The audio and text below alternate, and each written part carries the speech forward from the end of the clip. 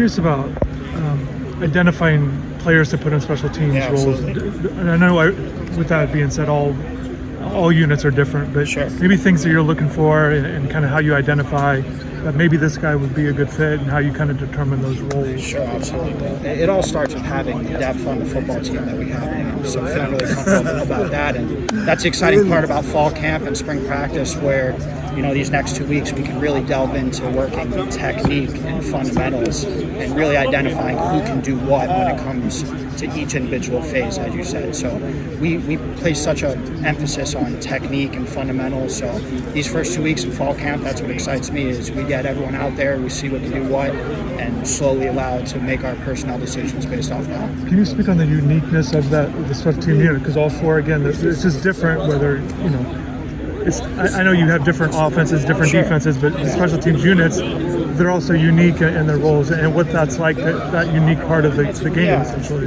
It's unique, but in a part it's not, right? Like, in terms of kickoff and punt, you still use the same fundamentals of tackling that we teach on defense, and kickoff return and punt return, we still use a lot of the techniques that we teach on offense. So running, blocking, hitting, it carries over, and from offense to defense to special teams, and so that's where we put them out there and we do our drills and our technique, and we see who can do what. Let's stay with the coverage units there.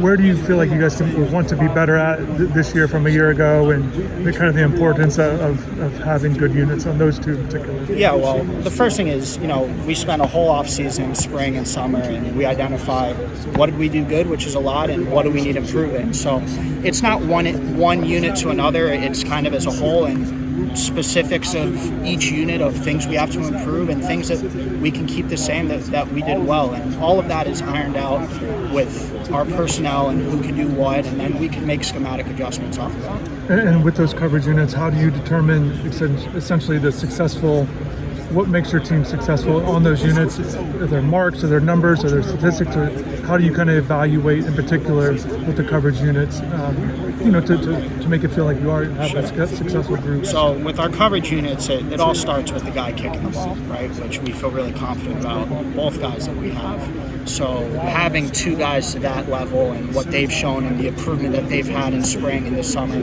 that's exciting.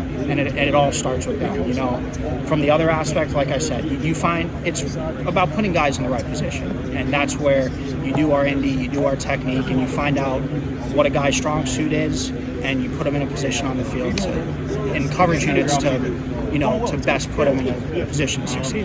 Particularly kickoff return unit, the guys that you'll have returning, the competition there. Sure. Can you speak on that? You've got some guys that you can certainly go different ways with it. In the return game on both ends, punt return and kickoff return, we got 10 to 12 guys right now that we feel like can really be game changers. And what excites me is you have guys that have done it at this level and have proven themselves to do it, and then some really talented young guys that are coming in. So whether it's pre-practice, during practice, post-practice, we're catching kicks, we're having fun with certain drills, competing, and we have a bunch of guys that can really change the game in the return game, and it's really exciting. Does it matter to you, this is just philosophically, about their roles on the offense in particular, because you're talking about a lot of return guys in particular, typically offensive guys, their roles, if they have large roles on offense, are you more hesitant to put them in large roles in the return game, or do you just don't pay much attention, essentially? And that's what fall camp's all about, right? We're going to see the guys that can do it, and we create a list of, all right, these are guys that we feel comfortable with, and then we roll in. We don't like to roll into a season saying, hey, we just have one guy back there, for the reason of how many snaps are playing on O, how many snaps are playing on D, but we have a bunch of good guys that can do it and give different versatile things. So we never want to pigeonhole one guy. We have a good group of guys that will allow us to get through the season. I want to ask you two guys in particular, different reasons. Chris Johnson with his speed and what he can do it there. And then also if you could speak on Zaquan Patterson with what he does in his cover, his block punt, those kind of things. Kind of just two uniquely skilled guys, and maybe determine how they'll fit in. But just if you could speak on both of those two guys. Yeah, Chris and Zaquan, they both had unbelievable springs for us. But we got a bunch of guys in their class that can show the same traits as them, and those guys are going to play big roles for us on teams. And we got a bunch of guys in that locker room that are like them in terms of speed and their ability to hit, and that's the depth that we have that really excites me as a special teams coach, getting guys like that on the field to make plays for us. Appreciate it. Thank you. Yeah, absolutely.